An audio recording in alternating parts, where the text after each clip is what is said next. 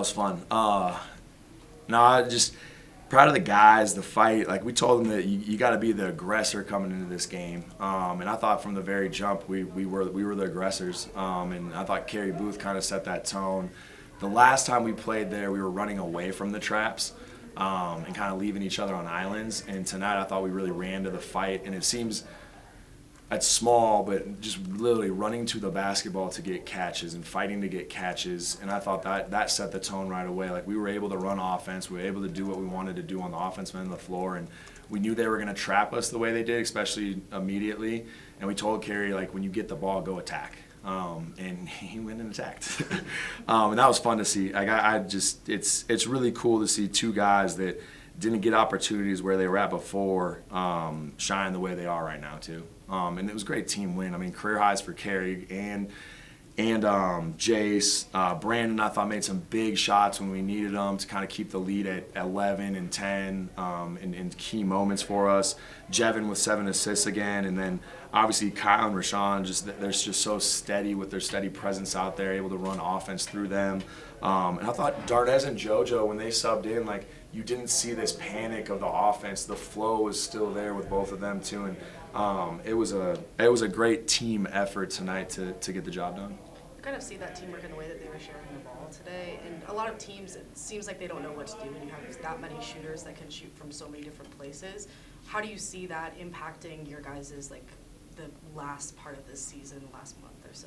Yeah, and we've always been able to shoot the ball really well, and now we're starting to attack again. And I thought that's where we kind of lost our way for a little bit. Was we weren't driving the ball anymore. We were super perimeter oriented, and now we've gotten to the free throw line pretty consistently over the last probably 6 games now. So it's a product of them just buying into what we've been preaching day in and day out, and they've been practicing well all season. I've told everybody that, like they've been practicing at a high level. The focus though has changed.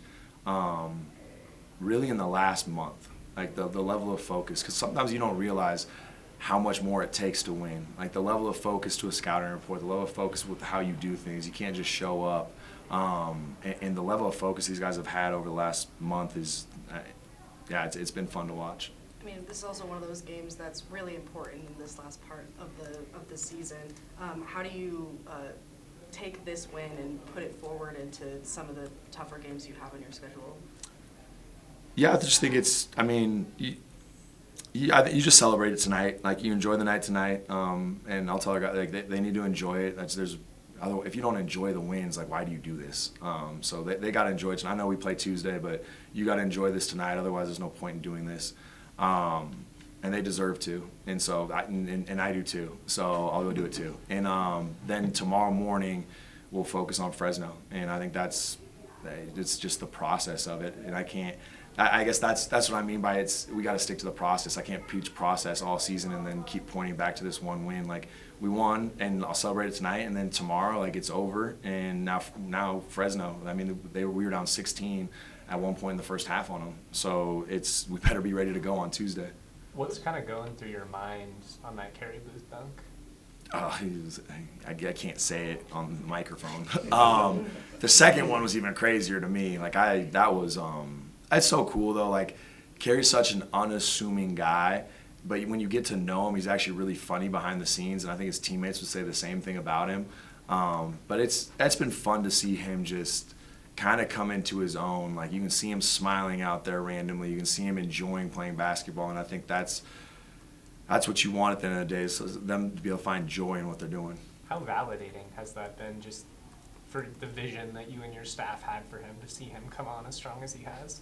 Yeah, I think that's what it's about, right? The development piece of it. Like, if you would have seen some of these guys in June, I don't know if you would have believed where they're at today. And that's partly because of the experiences they go through, right? It's not trauma, but there is some trauma when that means that much to you, and you dedicate most of your life to doing this.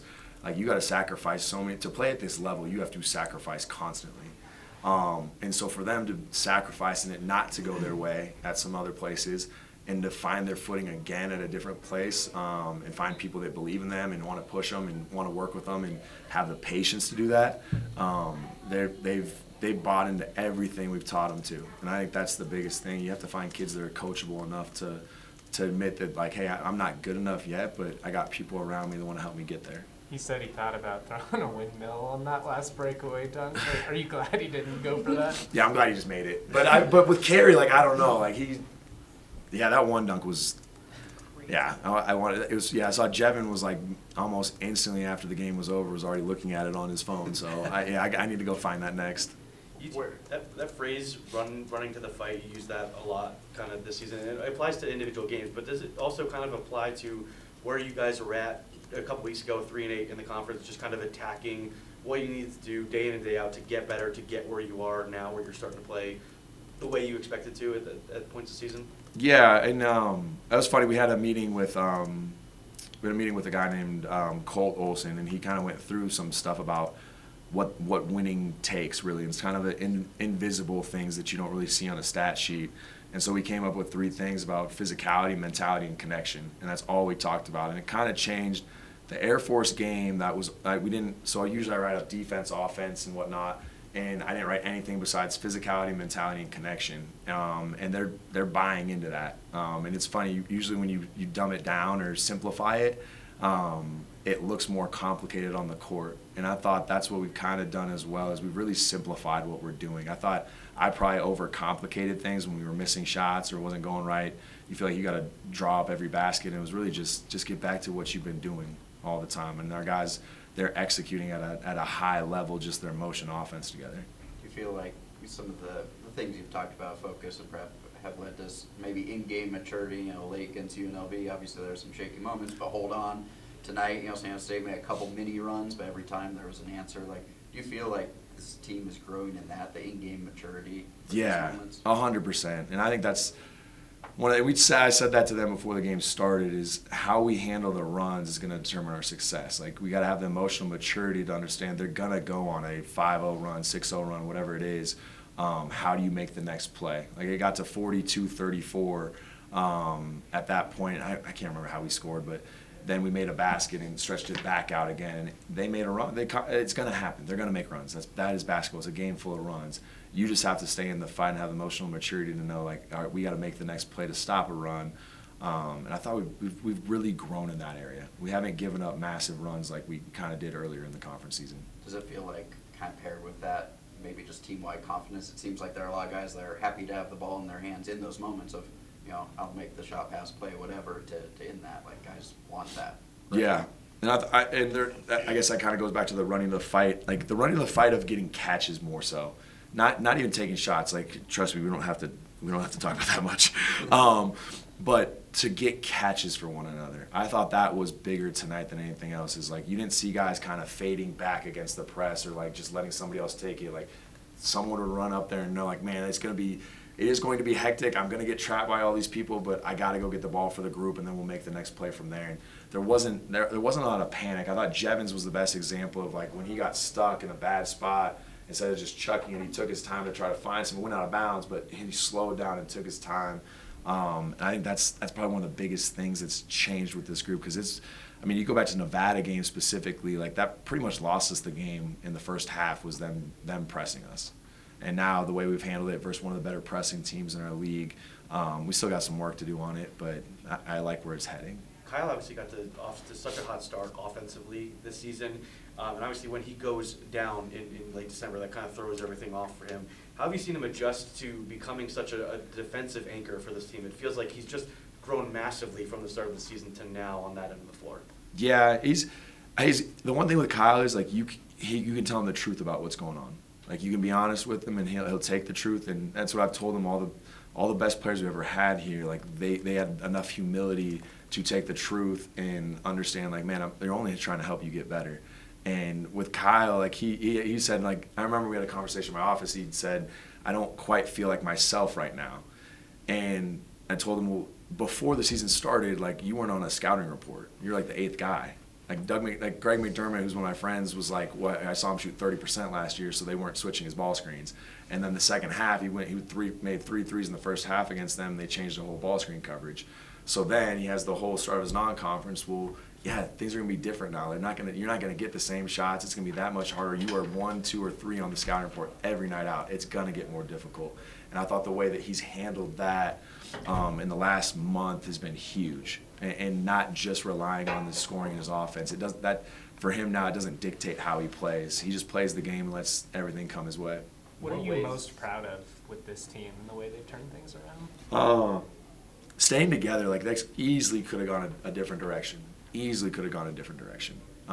Especially when you have seven new guys out of your 9 in your rotation that haven't been here before. Like, you lose a few games, you start to question, like, does this really work? Do these things, like, are they really preaching the right stuff to me?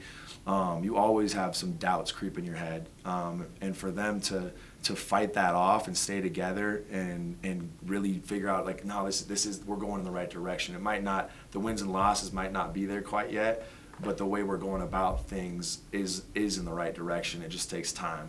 In your mind, how has Jace, most significantly progressed this season? Most significantly progressed. I don't know. I think just his confidence has changed. I think he's just starting to believe in himself a little bit more. And sometimes you need those results to get to that point. But it's funny to say. It's funny to say that, but he kind of is the guy I thought he was going to be in high school.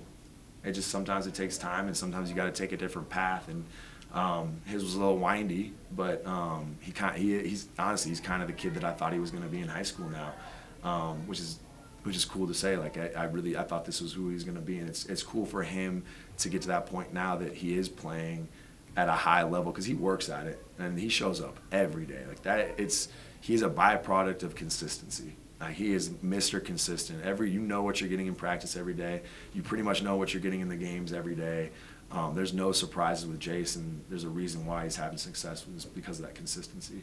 Thanks, always. Thanks, guys.